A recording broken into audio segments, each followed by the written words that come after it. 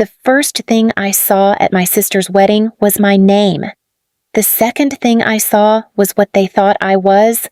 I didn't react right away. I just stood there, holding the card like it might change if I looked at it long enough. It didn't. Honestly, I wish I could say I handled it better. I didn't. My name is Margot Ellis, 36 years old. By the time most people were figuring out their lives, I had already spent mine making sure someone else didn't fall apart, that someone was my younger sister, Clara. And yeah, I know how that sounds, like I'm setting myself up to be the good one, the selfless one. I'm not. I made a lot of bad calls, stayed when I should have left, said yes when I should have said no. There were nights I resented her so much I couldn't even look at her. Then I'd wake up the next morning and do it all over again.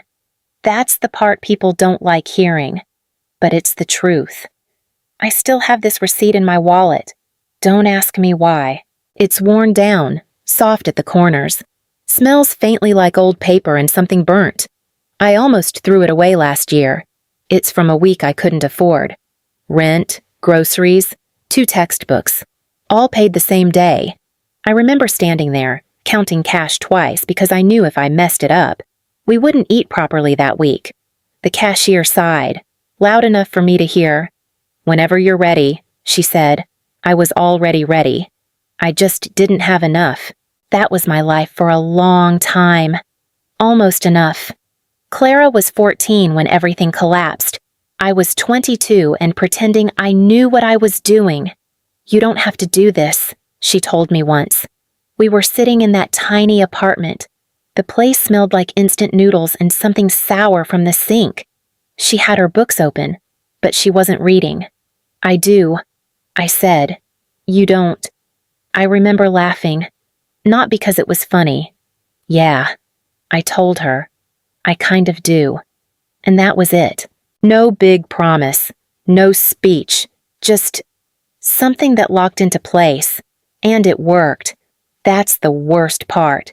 She made it out. College, career, a life that didn't look anything like where we started. And me, I stayed behind, holding the pieces together, quietly. So when the invitation came thick paper, gold lettering, the kind people keep, I didn't hesitate. I didn't expect anything dramatic. Not a thank you, not recognition, just a seat. That's all I thought I'd earned. I remember standing outside the ballroom doors at the Langham. The air smelled faintly like polished wood and flowers I couldn't name. People walked past me like they already belonged. I adjusted my sleeve, took a breath, and then I walked in. I walked in like I knew what I was doing. I didn't. The room hit me all at once, quiet conversations, glasses clinking, people already settled into their places like they had been here their whole lives. I kept my shoulders straight. That's the trick. Honestly, if you look like you belong, people hesitate before deciding you don't. Margot. I turned. Clara was already moving toward me, dress trailing behind her like she didn't have time to slow down. "You made it," she said, and she actually smiled. Not the polite version. The real one. "Of course I did," I said. "You think I'd miss this?" She laughed a little, then looked at me closer. "You look tired." "Yeah." "Well," I shrugged. "I've had worse days." That got a softer look from her, the kind she used to give me when she was younger and didn't know how to fix anything. "I'm glad you're here," she said. "I'm supposed to be here." She nodded, but it wasn't a full agreement. More like she wanted it to be true. A man stepped up beside her. Tall, clean suit. Everything about him looked expensive without trying too hard. "Margot," Clara said quickly. "This is Daniel." He held out his hand. Firm grip. "I've heard a lot about you." I smiled. Hopefully the good parts. He hesitated just a second too long. "Of course," he said. Clara didn't miss that. I saw it in the way her jaw tightened, just slightly. "We're about to start seating," she said, turning back to me. "You're at table 7, near the front. Near the front, I said. Look at me moving up in the world. She almost smiled again, but something was already pulling her away. I'll come find you after, she said. Don't worry about me, I told her. Go get married. She squeezed my hand once, then stepped back into her world. Daniel followed, already talking to someone else before he reached the next group. I stood there for a second, just long enough to feel it. That small shift, like I had been let in, but not all the way. Then I picked up my pace and went looking for table 7. I found the table 7 faster than I expected. Front of the room, close enough to the stage that you couldn't pretend you weren't part of it. I remember thinking Clara meant what she said, that, maybe, this was real. I slowed down when I saw my name. The card was thick, clean, handwritten. I picked it up before I read it. Habit, I guess. Like if I held it first, it might feel different. Then I read it. Margot Ellis guest freeloader. There was something smaller written underneath, almost like a note someone didn't want to own. Family obligation. I didn't move. I just stood there, holding it. My fingers went cold around the edge like the paper had weight to it. Someone behind me laughed. Not loud. Just enough. Wow, a voice said. They really went there. Another voice, closer this time. I mean, it's not wrong. Is it? I turned slightly. 2 women at the next table. One of them didn't even bother lowering her voice. She didn't even finish college. Right, the other shrugged. That's what I heard. I looked back at the card. For a second, I honestly thought maybe I was reading it wrong. Like maybe my brain just filled in something that wasn't there. I read it again. Same words. Same clean handwriting. No mistake. I set the card back down carefully. Too carefully. Like if I moved too fast, I'd break something that wasn't supposed to be fragile. Excuse me, I said, not even sure who I was talking to. One of the women glanced at me. Yes, I held up the card slightly. Is this a joke? She smiled. Not kind. I think it's seating, isn't it? Her friend let out a small laugh. You're at the right table. I nodded. Slow. Right. I didn't sit. I couldn't. The room didn't stop. Conversations kept going. Glasses clinked. Someone called for more champagne like nothing had shifted. But it had. I could feel it in my chest. Tight. Sharp. Familiar in a way I hated. I had felt this before. Just not like this. Not this public. Not this clean. I picked up the card again. Not to check it. Just to make sure it was real. Then I heard her voice behind me. Margot. What is that? I didn't turn right away. I just kept holding the card like it might explain itself if I gave it another second. Margot, Clara said again. Closer now. What is that? I handed it to her. No explanation. No warning. Just let her read it. I watched her face change. Not slow. Not confused. Immediate. What is this? She said. Louder this time. The conversation around us didn't stop right away. It just loosened, like people were listening without looking. Clara looked up, scanning the table. Then the room. Who put this here? No one answered. Daniel stepped in beside her. Voice low. Clara, it's probably just don't. She cut him off. Don't finish that sentence. He hesitated. That same hesitation from earlier. But this time it landed harder. It's not a big deal, he said anyway. Someone thought it was funny. Funny Clara turned to him fully. You think this is funny? I didn't say that. You didn't say it wasn't. That shut him up. I felt every eye in the room now. Not directly. Just the weight of it. One of the women from earlier leaned toward her friend. Here we go, she muttered. Clara heard it. She straightened. No, she said. We're not doing that. Now people were turning. Forks paused, glasses mid-air. Clara took one step forward, still holding the card. Who approved this silence? Daniel reached for her arm. Clara, sit down. We can handle this later. She pulled her arm back. No, we handle it now. Her voice didn't shake. That was the part that surprised me. I want to know, she said, louder now. Who decided humiliating my sister in front of everyone was acceptable? That did it. The room shifted, not because people suddenly cared, because now it was a problem. I stepped closer to her, lowering my voice. Clara, I said. It's fine. She turned to me like I'd said something offensive. It's not fine. It's not worth this. It is, she said. You are. I felt that land somewhere I wasn't ready for. Daniel exhaled sharply. This is getting out of control. Clara didn't even look at him. It was already out of control. She said, You just didn't mind until I said something. That one hit. Hard. He didn't respond, didn't defend it, didn't deny it, just stood there. And that silence said more than anything else. Then another voice cut through. Calm, steady, Clara. Everything stilled again. I turned. An older man was already walking toward us. No rush, no anger, just control. He adjusted his cuff like this was just another conversation he was about to manage. I think we should all take a breath, he said. Clara didn't move. Who are you?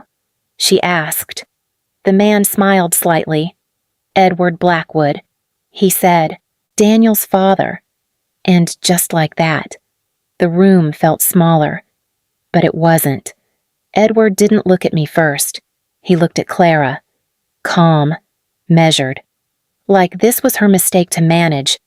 Clara, he said, almost gently. This isn't the right setting for this. It became the setting when someone put this on her seat, she said, holding up the card. He glanced at it, not long enough to read it fully, or maybe long enough to pretend he didn't need to. I see, he said. That shouldn't have happened. That's it, Clara said. That's all you have to say. For now. Yes, he replied, because escalating it won't improve anything. Daniel stepped in quickly. We can just move Margot, he said. There are open seats. No, Clara said. We're not moving her. Edward finally looked at me. Not unkind, not warm. Just evaluating. You're Margot, he said. Yeah. Another small nod. I'm sorry for the discomfort, he said. Weddings are complicated environments. Things get misjudged. That wasn't a misjudgment, Clara said. That was deliberate. Edward didn't react to that. Clara, he said. Intent is often less clear than it feels in the moment. It's clear enough. It feels that way, he said. But feelings tend to sharpen things beyond proportion. I let out a breath. Proportion, I said. That's what this is about. He shifted his attention back to me. It's about not letting a small thing become the center of a much larger day. I held up the card slightly. This is small to you. I'm saying it doesn't define the evening, he replied. It kind of defines my seat. That earned a pause. Short, then gone. Daniel cleared his throat. Clara, we can fix this quietly. Clara didn't move. Why does it need to be quiet? Edward answered that one. Because not everything benefits from being made public. He said, There it was. Not loud, but clear. I felt something settle in my chest. Cold. Familiar. I looked at him. So this gets handled. How appropriately, he said, without turning it into something it doesn't need to be. Clara shook her head. It already is something. Edward gave a slight, patient smile. Only if you insist on making it so. Silence. Then he adjusted his cuff, like he'd reached the end of it. Daniel, he said, make sure your guests are comfortable. And just like that, he stepped away. not dismissing us, just moving on, like the decision had already been made somewhere we weren't invited to. Clara didn't sit. I could feel people watching without turning their heads. That kind of attention that pretends it isn't there.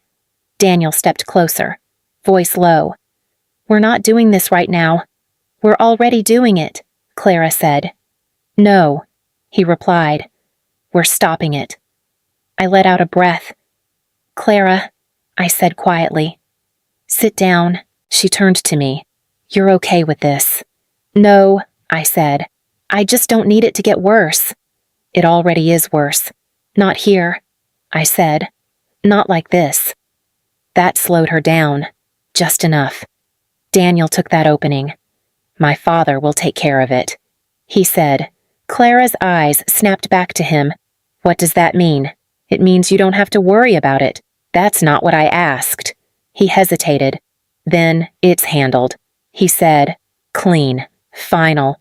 Like a decision had already moved past us. I felt something shift then, not in the room, in him. He wasn't unsure anymore. He had chosen where he stood. A woman brushed past behind us. "They're still going," she whispered. Clara heard it. Her shoulders pulled tight. I reached for the chair. "I'm sitting," I said. "You can stand if you want." She looked at me, hurt, frustrated. Then she sat, hard. Daniel exhaled. "Good," he said, almost to himself. Dinner resumed around us like someone pressed play. Too smooth, too practiced. I picked up the card again, turned it once, then set it flat beside my plate. Across the room, Edward stood near the bar, not watching us, talking to someone, phone already in his hand. He said something, short, quiet. The other man nodded. Edward didn't look back, and I understood something then, whatever this was. It wasn't staying in this room. My phone rang at 6:40. I answered without looking. "Margot," Clara said. Her voice was flat, too controlled. "I'm here." I said. "What happened?" A door slammed somewhere on her end. They froze it. "What?" "My offer," she said. "They moved it to under review. I got an email at 6:15. I sat up. "Under review isn't gone. It's not real anymore," she said. "They said onboarding is delayed. Indefinitely." I rubbed my face. "Did they say why a pause?" "Not directly," she said. "They mentioned alignment concerns." And recent events, that was enough. Who called them? Silence. Then he did. I swung my legs off the bed. "Where are you outside?" she said. I left. "You left already, I didn't sleep," she said. Neither did they. I could hear traffic behind her. Low. Constant. "What happened after we left? My father-in-law held a meeting." She said. "Midnight. Daniel. Their lawyer." "Not me." "Of course. He said things needed to be contained." She said. I leaned forward. "Contained how?" "By controlling exposure," she said.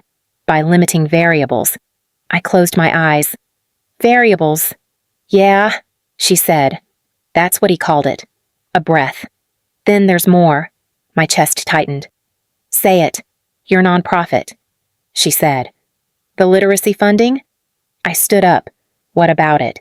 "It didn't get approved," she said. "They pushed it into compliance review." "That's not a rejection."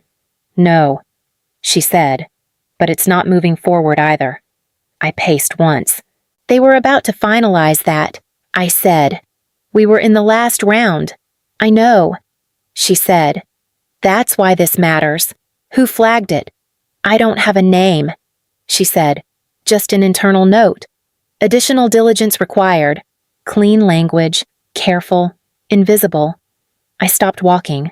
There it was. Not loud, not obvious, just redirected. "Margot," she said, softer now. "This is because of last night." I leaned against the wall.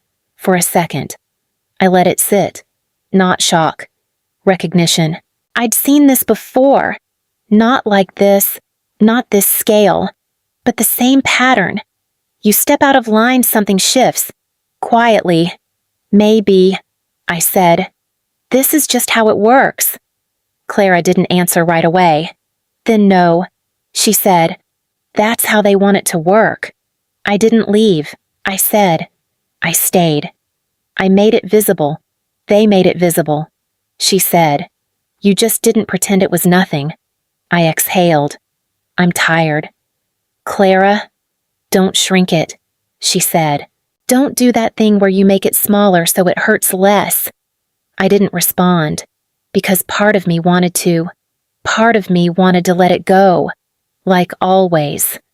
Then she said, I'm not going back. I straightened. What do you mean? I'm done, she said. With them. With all of it. You don't have to decide that right now. I already did. No hesitation. That was what made it real. I pressed my hand against the wall. This is bigger than one night. I know, she said. That's why I'm not pretending it isn't. A pause. Then quieter. He told Daniel if I step out of line, I lose access to everything. I closed my eyes. And I stepped out. Silence. Heavy. I let out a slow breath. Okay, I said. And this time I didn't try to make it smaller. Clara showed up an hour later. Same dress, creased now, like she'd been sitting in it too long. I got something, she said, stepping inside. I closed the door. From Who Someone Jr., she said. At his firm. They were at a dinner last night. Investors. She dropped her phone on the table. Play it. I did. Edward's voice came through. Lower than before. Less careful. You manage exposure early. You remove pressure points before they become structural issues. Not as direct as I expected, but close enough. I stopped it. That's not everything, I said. It's what they risked sending. She replied, There's more. Emails, references, but not clean yet. I scrolled. Partial threads, redacted names, timestamps. Enough to suggest, not enough to prove. He's already shaping it.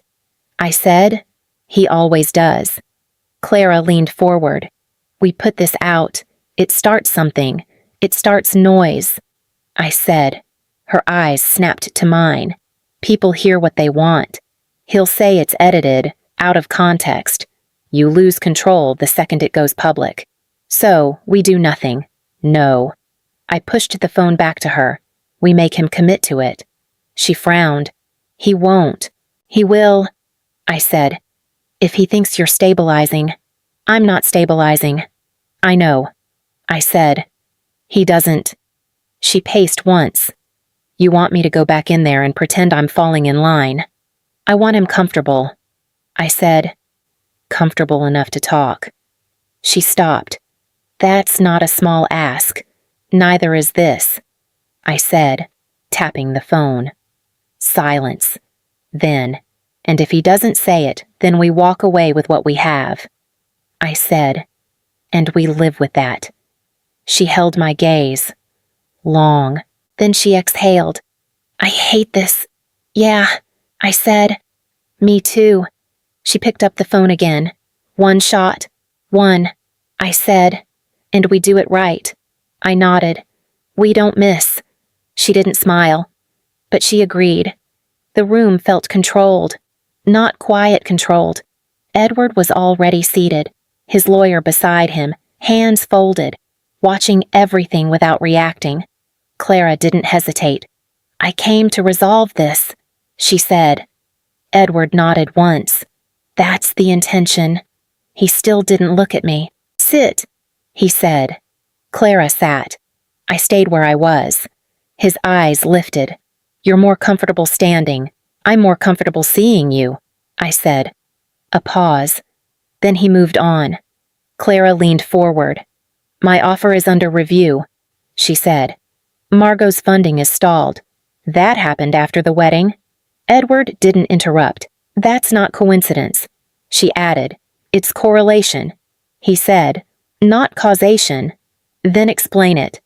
I've had conversations, he said. When situations introduce uncertainty, people reassess. You created that uncertainty. I responded to it. Clara's jaw tightened. You contacted my firm. I spoke to a partner. He said, I advised caution. You interfered.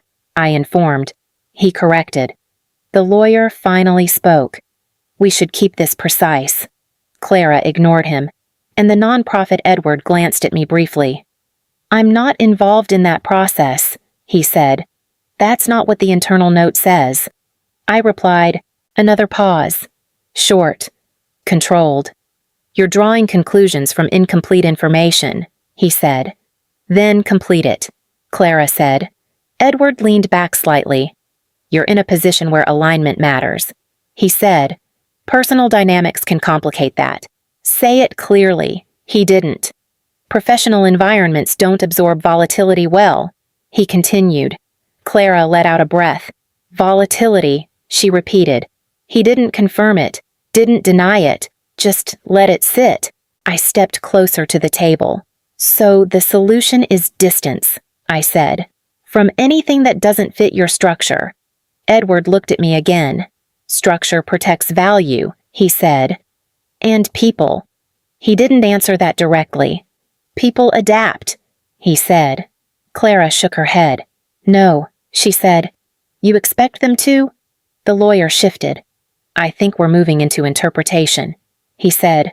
We've been there since last night. I replied. Clara's voice lowered. If I step back, she said. If I stabilize, does everything go back to normal? Edward didn't rush. It becomes easier to move forward, he said, with conditions, with clarity. There it was, not loud, but real. I reached into my bag and placed my phone on the table. We need that on record, I said. The lawyer straightened. I would advise against Clara cut in. No, she said. Let him finish. Edward didn't look at the phone. He looked at Clara. You're asking me to restate something you already understand, he said. Then say it clean. A longer pause this time. Then, when a situation introduces risk, he said carefully, you reduce the factors contributing to it. Clara didn't blink. And Margot is one of those factors. He didn't say yes. He didn't say no. He said she affects the outcome. That was enough. I pressed play. His voice filled the room, from the night before. Less careful. You remove pressure points before they become structural issues. Silence. The lawyer stood immediately. This meeting is over. Clara didn't move. Edward didn't either. But something had shifted, not outward, inside. Calculation, adjustment, control slipping, just slightly. That's incomplete, he said. Not for us. I replied. Clara stood. I'm done negotiating, she said. Edward rose slowly. You're making a decision you can't reverse. Clara met his eyes. I already did. I watched him then. Really watched. For the first time he didn't look certain. It didn't explode. Not the way people expect. Clara posted a short clip that night. Just the audio. No speech, no framing. This is what control sounds like. At first, nothing moved. Then Daniel texted, You need to take that down. She didn't answer. He called, You're making this worse. For who, she said.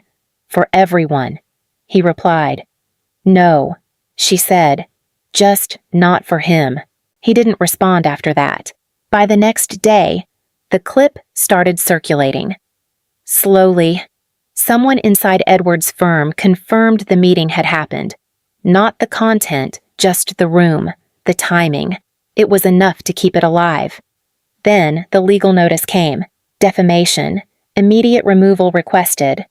Clara read it, then set her phone down. We expected that.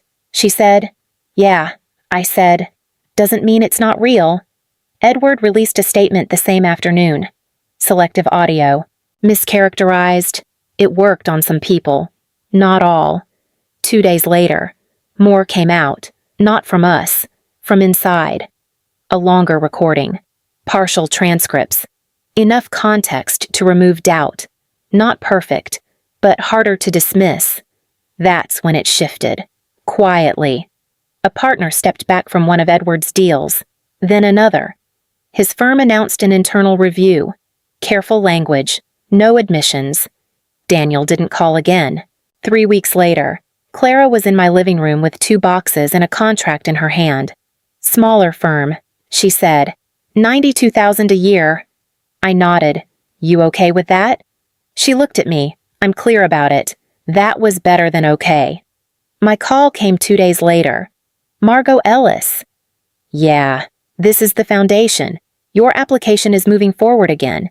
I didn't sit down. It was under review. It still is. She said, but there's renewed support.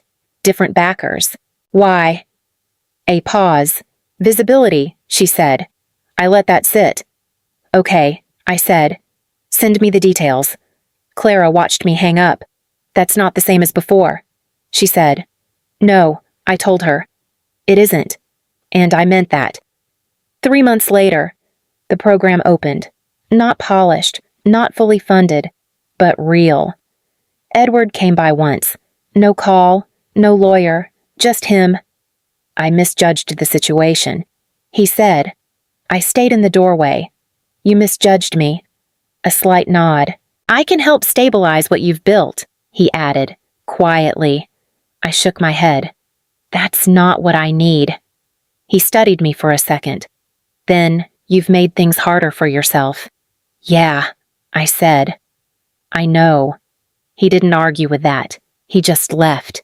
And that was it. Not a victory. Not a clean ending. Just a line that didn't move back. Clara's rebuilding. I am too. Slower. Smaller. Ours. And if there's anything I understand now, it's not some neat lesson. It's this, people don't always take everything from you at once. Sometimes they just adjust things until you disappear. So if you're still here, if you've held your ground, even when it cost you something that matters, more than what they offered, more than what they took, I'm still figuring out what that means for me. But I didn't step back. And for now, that's enough.